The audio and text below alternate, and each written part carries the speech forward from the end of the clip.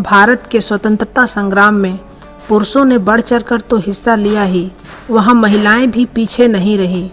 रानी लक्ष्मीबाई हो या रानी चेन्नम्मा या फिर सरोजनी नायडू हो या लक्ष्मी सहगल, बहुत वीरांगनाओं ने अपनी वीरतापूर्ण प्रदर्शन किया है।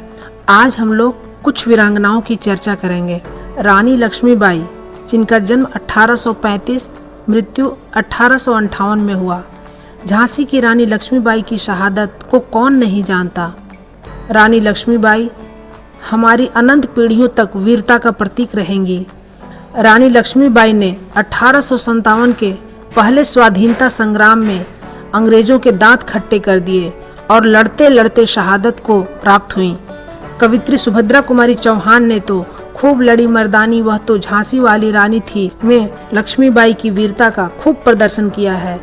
उनकी यह कविता बच्चे बच्चे की जुबान पर है। बेगम हजरत महल, इनका जन्म 1820 में हुआ और मृत्यु 1879 में। अवध की बेगम हजरत महल ने 1857 के पहले स्वाधीनता संग्राम में अंग्रेजों के दांत खट्टे कर दिए। भारत सरकार ने बेगम हजरत महल के सम्मान में सन 1984 में स्टाम्प भी जारी किया। कित्तूर की रानी चेन्नम्मा, जिनका जन्म 1778 और मृत्यु 1929 में हुई। रानी लक्ष्मीबाई से पहले कित्तूर की रानी चेन्नम्मा ने अंग्रेजों से जमकर लोहा लिया था। रानी चेन्नम्मा कर्नाटक के कित्तूर में जन्मी थी, जिन्होंने अंग्रेजों के गुलामी के खिलाफ बिगुल बजाया था। वीरांगना झलकारी देवी, ये झांसी राज्य के एक बहादुर कृषक सदोवा सिंह की पुत्री थी। इनका जन्म 22 नवंबर 1830 ईस्वी को झांसी के समीप भोजला नामक गांव में हुआ था। उनकी माता का नाम जमुना देवी था, जिसका अधिकांश समय प्रायः जंगल में ही काम करने में व्यतीत होता था। जंगलों में रहने के कारण ही झलकारी के पिता ने उसे घुड़सवारी, अस्त्र शस्त्र के संचालन की अच्छी शिक्षा दिलाई थी। कालांतर में उनकी शादी महारानी लक्ष्मीबाई के तोपची पूरन सिंह के साथ हो गई। रानी लक्ष्मीबाई के वेश में युद्ध करते हुए झलकारी बाई ने शहादत दे दी। उन्होंने तोपों से भी अंग्रेजों का सामना किया और तोप के गोले से ही उड़ा दी गई। इनकी मृत्यु 1857 में हुई। वीर बाला चंपा, महाराणा प्रताप वन वन भटक रहे थे, किंतु उन्होंने मुगलों के सामने झुकने से इनकार कर दिया था। उन्हें दिन रात पैदल चलना पड़ता था, बच्चों को भी उपवास रहना पड़ता था। 3-3, 4-4 दिन तक जंगल में बेर व घास की रोटियां खाकर गुजारा करते थे। ऐसे में उनकी पुत्री 11 वर्षीय पुत्री चंपा 4 वर्षीय छोटे भाई के साथ नदी किनारे खेल रही थी। जब उसे भूख लगी, वह रोटी मांगने लगा तो वह चंपा ने अपने भाई को कहानी सुनाकर वह फूलों की माला पहनाकर बहला लिया और उसे ऐसे ही भूखे सुला दिया। चंपा जब अपने छोटे भाई को गोद में लेकर माता के पास सुलाने आई तो महाराणा को चिंता में डूबे देखकर बोली, पिताजी आप क्यों चिंतित हैं? बेटी, हमारे यहाँ एक अतिथि पधारे हैं। आज ऐसा दिन है कि चित्तौड़ के राणा के यहाँ अतिथि भूखा चला जाएगा। महाराणा ने विनम्र स्वर में अपनी बेटी से कहा।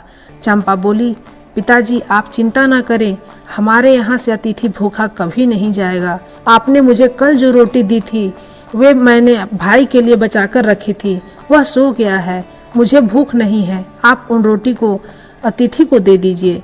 पत्थर के नीचे दबाई रखी घास की रोटी पत्थर से हटाकर चंपा ले आई। थोड़ी सी चटनी के साथ उन्होंने उस रोटी को अतिथि को दे दिया। महाराणा बेटी के त्याग को देखकर द्रवित हो उठे। उनसे अपने बच्चों का कष्ट देखा नहीं गया। उस दिन उन्होंने अकबर की अधीनता स्वीकार करने के लिए पत्र लिखा था। 11 वर्षीय सुकुमार बालिका चंपा 2-4 दिन में तो घास की रोटी पाती थी और उसे भी बचाकर रख लिया करती थी। अपने भाग की रोटी वह अपने भाई को थोड़ी थोड़ी करके खिला देती थी। भूख के मारे वह स्वयं दुर्बल व कृशकाय हो गई थी। एक दिन वह भूख से मूर्छित हो गई थी। महाराणा ने उसे गोद में उठाकर कहा, मेरी बेटी, अब मैं तुम्हें कष्ट नहीं दूंगा, मैंने अकबर को पत्र लिख दिया है। यह सुनकर चंपा मूर्छा में ही चौंक पड़ी। बोली, पिताजी आप यह क्या कहते हैं? पिताजी, हम सब क्या कभी मरेंगे ही नहीं? देश को नीचा मत दिखाइए, आपको मेरी शपथ है, आप अकबर की अधीनता कभी स्वीकार मत कीजिए। इन वचनों के साथ ही मासूम चंपा महाराणा की गोद में ही सदा के लिए चुप हो गई। कहा जाता है कि बालिका चंपा ने अपने बलिदान से ही महाराणा को दृढ़ता देकर भारतीय गौरव की रक्षा की। भीकाजी कामा को उनके प्रेरक और क्रांतिकारी भाषणों के लिए तथा भारत और विदेश दोनों में लैंगिक समानता की वकालत करने के लिए जाना जाता है।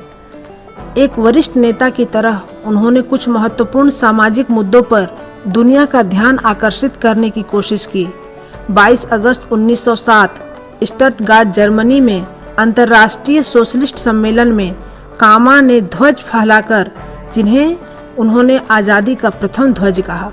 अरुणा आसफ अली कांग्रेस पार्टी की सक्रिय सदस्य रह चुकी अरुणा आसफ अली न सिर्फ देश की स्वतंत्रता के लिए बल्कि तिहाड़ जेल के राजनीतिक कैदियों के अधिकार के लिए भी लड़ी। उन्होंने नमक सत्याग्रह में भाग लिया तथा लोगों को अपने साथ जोड़ने में महत्वपूर्ण भूमिका अदा की। उनकी लड़ाई के जज्बे के चलते उन्हें कैद कर लिया गया था, लेकिन उन्हें जेल की दीवारें भी अंग्रेज के खिलाफ लड़ने से नहीं रोक पाई और उन्होंने वहां रहकर कैदियों की स्थिति को सुधारने के लिए तिहाड़ जेल के अंदर ही विरोध प्रदर्शन व हड़तालें की, जिसके कारण ही तिहाड़ के कैदियों की हालत में सुधार आया।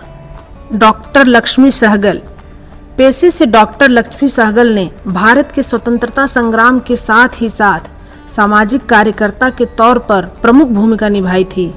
नेताजी सुभाष चंद्र बोस की अटूट अनुयायी के तौर पर इंडियन नेशनल आर्मी में शामिल भी हुई थी। उन्हें 1998 में पद्म विभूषण से नवाजा गया था। दुर्गाबाई देशमुख यह एक राजनेता की सक्रिय भूमिका में कार्यरत थीं। दुर्गाबाई देशमुख महात्मा गांधी के विचारों से प्रभावित थी। उन्होंने महात्मा गांधी के सत्याग्रह आंदोलन में भी बढ़ चढ़कर हिस्सा लिया तथा भारत की आज़ादी में एक वकील, एक सामाजिक कार्यकर्ता के रूप में अपनी अहम भूमिका निभाई। पन्ना धाय राणा सांगा के पुत्र उदय सिंह की धाय मां को कौन भूल सकता है, जिन्होंने राष्ट्र की रक्षा के लिए अपने पुत्र का बलिदान दे दिया। वीरांगना उदा देवी लखनऊ में सिकंदराबाद किले पर हमले के दौरान जिस वीरांगना के अदम्य साहस का वर्णन किया गया है वह उदा देवी ही हैं। वीरांगना उदा देवी ने पीपल के घने पेड़ पर छिपकर लगभग 32 अंग्रेज सैनिकों को मार गिराया था। अंग्रेज असमंजस में पड़ गए और जब हलचल होने पर कैप्टन वेल्स ने पेड़ पर गोली चलाई तो पेड़ से एक मानव कृति गिरी। नीचे गिरने से उसके लाल जैकेट का ऊपरी हिस्सा खुल गया, जिससे पता चला कि वह महिला है। उस महिला का साहस देखकर कैप्टन वेल्स की आंखें नम हो गई। तब उन्होंने कहा था कि यदि मुझे पता होता कि यह महिला है तो मैं गोली कभी नहीं चलाता। उदा देवी का जिक्र अमृतलाल नागर ने बकायदा अपनी कृति गदर के फूल में भी किया है।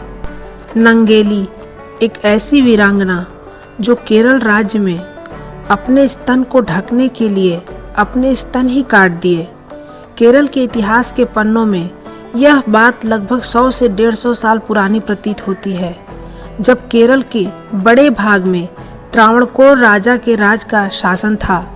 जातिवाद की जड़ें बहुत गहरी थी और निचली जाति के महिलाओं को उसके स्तन न ढकने का आदेश दिया गया था और जो उनके आदेश का उल्लंघन करता उन्हें ब्रेस्ट टैक्स यानी स्तन कर देना पड़ता था।